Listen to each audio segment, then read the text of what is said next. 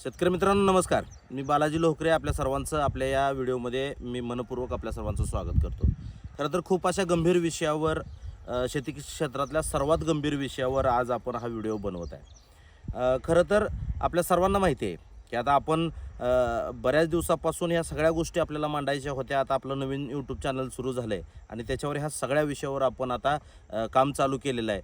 शेती क्षेत्रामधल्या ज्या उणिवा आहेत, शेती क्षेत्रामध्ये जे तरुण पिढीला अपयश येतं आहे, त्याच्यामध्ये जे काय प्रमुख कारण आहेत त्याच्यावर आता आपण बोलत राहणार आहे. त्याच्या संदर्भातली सगळी माहिती आपण आता जे काय व्यवस्थापनाची माहिती आहे ती तर आपण घेऊन येणारच आहे, मग ते कुठलंही पीक असेल.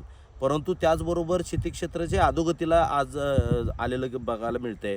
ह्या 10 वर्षामध्ये मातीचा जो ऱ्हास झाला, शेतीची जी अधोगती झाली आणि शेतकऱ्यांची जी बेरोजगारी झाली किंवा शेतकरी जो या 10 वर्षामध्ये उद्ध्वस्त झाला, त्याची कारणमीमांसासुद्धा आपण सातत्यानं करत राहणार आहे मित्रांनो. आपण बघितलं खूप मोठा तरुण वर्ग शेतीमध्ये आता सध्या चांगल्या पद्धतीनं काम करण्याची ऊर्जा घेऊन काम करायचा प्रयत्न करतोय. पण मित्रांनो, एक मोठा गंभीर विषय आज आपण चर्चेला घेऊन येणार आहे. ते म्हणजे या कृषी क्षेत्रामध्ये खरं तर एवढा अंधाधुंद कारभार चालला आहे. जे काय स्वतःला कृषी कन्सल्टंट म्हणतात किंवा आपण ज्याला पिकाचे मास्तर म्हणतो किंवा अनेक लोकांचा सुळसुळाट या क्षेत्रामध्ये झाला आहे आणि त्याचा खूप गंभीर असा परिणाम या शेती क्षेत्रावर, या शेती क्षेत्रातल्या अर्थकारणावर आणि टोटली शेती करण्याच्या पद्धतीवर झालेला आपल्याला बघायला मिळतो. म्हणजे काय झालं आहे तर आपल्याला बघायला मिळत असेल की वेगवेगळ्या पिकाचं मार्गदर्शन हे शेतकऱ्यांना विकत दिलं जातं आणि हे षडयंत्र असं आहे मित्रांनो, याच्यामध्ये शेतकरी पूर्णपणे गुरफटून गेलेला आज आपल्याला बघायला मिळतो आहे. आज शेतकऱ्यांना वाटतं की एखाद्या माणसाकडं खूप चांगलं नॉलेज आहे, एखाद्या माणसाकडं खूप मोठी डिग्री आहे आणि मग त्याचा आधार घेऊन आपण आपल्या शेतीमधल्या जर प्रॅक्टिसेस केल्या तर खूप मोठं यश आपल्याला मिळवता येईल, अशा पद्धतीची एक भावना शेतकऱ्यांची असते. म्हणून अशा कन्सल्टंट लोकांचा जो सुळसुळाट आहे तो वरचीवर वाढताना आपल्याला दिसतोय. खरं तर एखादी डिग्री घेतल्यानंतर एक साधक बाधक गोष्टीवर मार्गदर्शन करणं ही गोष्ट एका बाजूला, आणि कुठलीही डिग्री नसताना अक्षरशः 5वी 7वी पास असूनसुद्धा शेतकऱ्यांना मार्गदर्शन करणाऱ्या टोळ्या आज कृषी क्षेत्रामध्ये सर्रास बघायला मिळतात. खरं तर याच्यामुळं काय होतं आहे, ह्याच्यामुळं महत्त्वाचा विषय म्हणजे या जे कन्सल्टंट आहेत किंवा हे जे मास्तर लोक आहेत यांनी अगोऱ्या प्रॅक्टिस केल्या. म्हणजे काय केलं की औषधांचे प्रमाण असतील, औषधांचे कॉम्बिनेशन असतील, हे एकतर शेतकऱ्याला परवडण्याजोगे तर अजिबातच नाहीत. पण याचबरोबर मातीचा पोत असेल किंवा जमिनीचं आरोग्य असेल, हे खूप मोठ्या प्रमाणावर बिघडलेलं आपल्याला बघता येतं. तर खूप सारं कीटकनाशक, बुरशीनाशक असेल, खूप सारे लिक्विड खतं असतील, हे सगळ्यांचा मारा सातत्यानं त्या जमिनीवर चालू आहे आणि त्याच्यामुळं आज आपण बघतोय की खूप म्हणजे जमिनीचा पोत हा बिघडलेला आहे. त्याच्यातून आरोग्याचे खूप मोठे प्रश्न निर्माण झालेले आहेत. आपल्याला माहिती आहे की काय डेलिगेटसारखी असतील, कोराझनसारखी औषधं असतील किंवा अजून बरीच कीटकनाशकं असतील जे आपण 15-15, 20-20 दिवस हार्वेस्टिंगच्या आधी फवारायला नाही पाहिजेत. पण दुर्दैवानं आदल्या दिवशी ती औषधं मारली जातात, दुसऱ्या दिवशी त्या औषधांचं जे हार्वेस्टिंग असतं ते चालू असतं.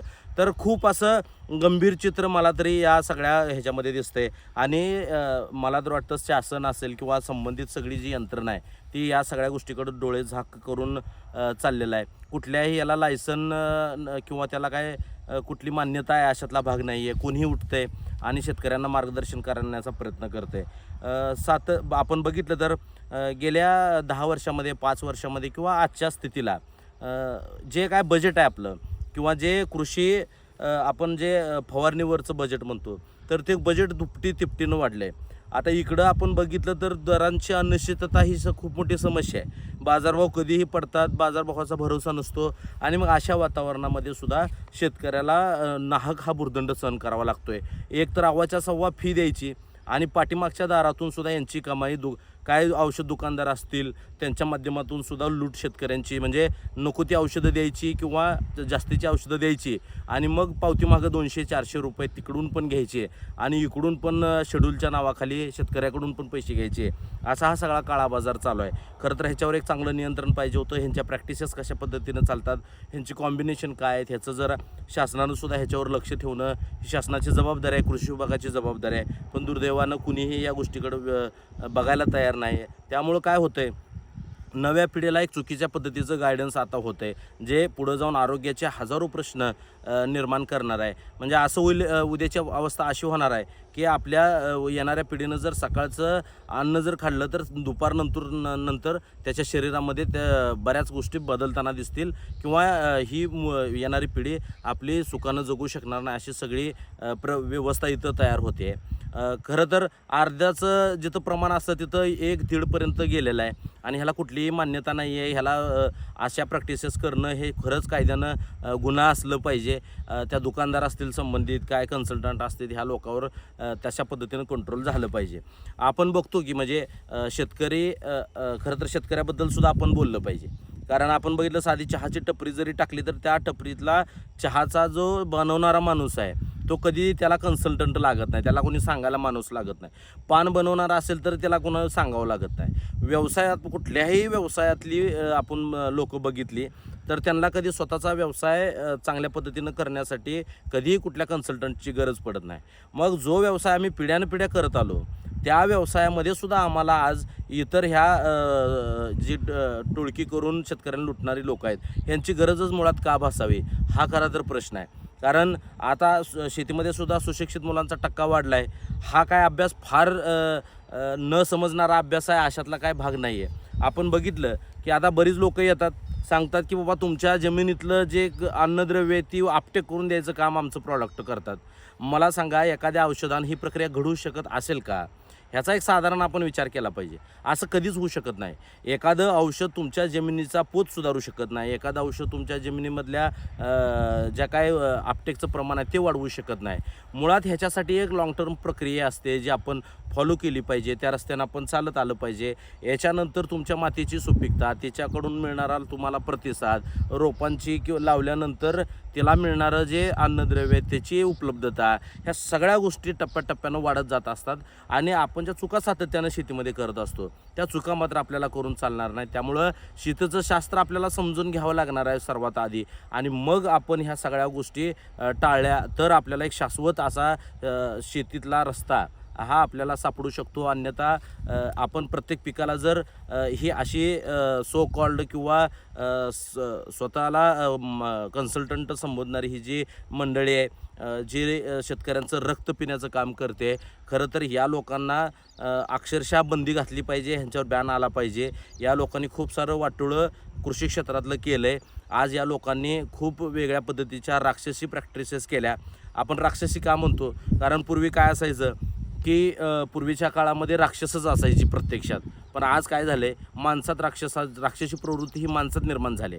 परवा एका कन्सल्टंटचं मी ऐकत होतो, अशा पद्धतीचं जे कॉम्बिनेशन आहे तुम्ही का करताय किंवा असली शेड्यूल का तुम्ही देताय असं म्हटल्यानंतर मला यावर्षी 5 कोटी रुपये कमवायचे आहेत असा तो टार्गेट ओरिएंटेड कन्सल्टंट बोलत होता. मग मला सांगा, 5 कोटी रुपये मला मिळवायचे आहेत म्हणून जर मी शेतकऱ्याच्या माथ्यावर गरज नसताना काय औषधं मारणार असेल, शेड्यूल फुगवून देणार असेल किंवा ह्या सगळ्या गोष्टीतनं माझा प्रॉफिट वाढलं पाहिजे, म्हणजे केवळ पैसा आणि पैसा ह्या गोष्टीसाठी किंवा शेतकऱ्याचं अज्ञान आहे म्हणून जर तुम्ही सरसकट शेतकऱ्यांची लूट करणार असाल तर या सगळ्या गोष्टीवर आपण सर्वांनी बोलतं झालं पाहिजे. या सगळ्या गोष्टीवर अटकावायला पाहिजे आणि एक चांगला अवेअरनेस, जागृती ही शेतकऱ्यामध्ये सुद्धा येणाऱ्या काळामध्ये झाली पाहिजे. तरच शेती हा धंदा सुखाचा करू शकतो आपण. अन्यथा शेतीला खूप वाईट दिवस सध्या आहेत, ते अजूनही वाईट होत राहतील आणि येणारी पिढी शेतीच्या नादाला लागून उद्ध्वस्त होईल. आणि मग या सगळ्याचा जो ठपका आहे तो विनाकारण शेती आणि मातीवर येऊन बसणार आहे किंवा शेती हे क्षेत्र हे बदनाम होणार आहे. आणि मग तुमच्या माझ्यासारखी जी कार्यकर्ते आहेत जे शेतीमध्ये अगदी जीव लावून निष्ठेनं हा व्यवसाय करतायत त्यांना ते बघूनच हे चित्र खरं तर दुःख होतं की अशा पद्धतीचं एक चित्र आपल्याला सर्वांना डोळ्यासमोर दिसतं आहे.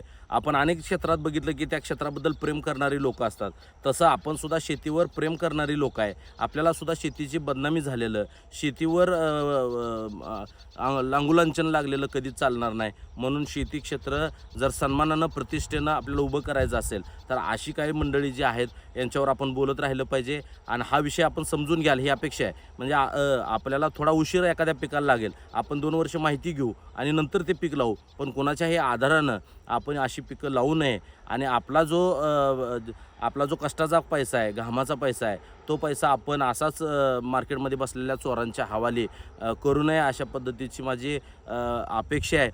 आपण सगळंच व्यवस्थापन एकदम सुटसुटीत पद्धतीनं, चांगल्या पद्धतीनं मांडत राहणार आहे. आपण सर्वांनी आता आपला खरं तर यूट्यूब चॅनल झाला आहे, प्रत्येकाने आपले व्हिडिओसुद्धा मोठ्या प्रमाणात शेअर झाले पाहिजेत. कारण एक तळमळीनं, एका शेतीबद्दलच्या एका निष्ठेनं, प्रेमानं आपण हे सगळं काम करतो आहे. आपणच व्हिडिओ बघायचा आणि आपल्यापुरतं ज्ञान घेऊन थांबायचं, हे जे वृत्ती आहे त्याच्यामुळे शेतीचा घात झाला आहे. तर जे काय चांगलं ज्ञान असेल तर शेतीतलं, मग ते माझं असो किंवा कुणीही मांडलेलं असेल, तर जे शेतीला पूरक असेल तर ते आपण मातीत वाढलेली लेकरं आहे आणि तिच्या ह्याच्यासाठी आपण हे सगळं ज्ञान असं स्प्रेड केलं पाहिजे आणि ह्या धोक्यापासून आपण प्रत्येकालाच वाचवण्याचं काम केलं पाहिजे. कसं आहे, ज्यावेळेस जंगलात आग लागते त्यावेळेस आपल्याला वाटतं की हिला आग आपल्यापर्यंत पोचू शकणार नाही, पण असं होत नाही. ते अख्खं जंगल जाळून टाकल्याशिवाय ती आग राहत नसते. त्यामुळे ही जे सगळ्या ज्या गोष्टी आहेत त्याच्यात आपल्या सर्वांचा बळी जाणार आहे एक दिवस. म्हणून आपल्याला हे क्षेत्र नावलौकिकाला न्यायचं आहे. म्हणजे पूर्वीच हे खूप मोठं नावलौकिक असलेलं क्षेत्र आहे. आपल्या अनेक पिढ्यांना म्हणजे आपले अनपढ पिढी किंवा आपली अशिक्षित पिढीसुद्धा मोठ्या स्वाभिमानानं जगू शकली. तो काळ आपण आठवला तर शेतीसारखं अथांग किंवा अफाट असं क्षेत्र नाही आहे. आपण तिला सन्मानानं पुढं घेऊन जाऊया, तिचा नावलौकिक वाढवूया आणि शेती मातीला सन्मान मिळवून देऊया. एवढंच या निमित्तानं बोलतो. धन्यवाद.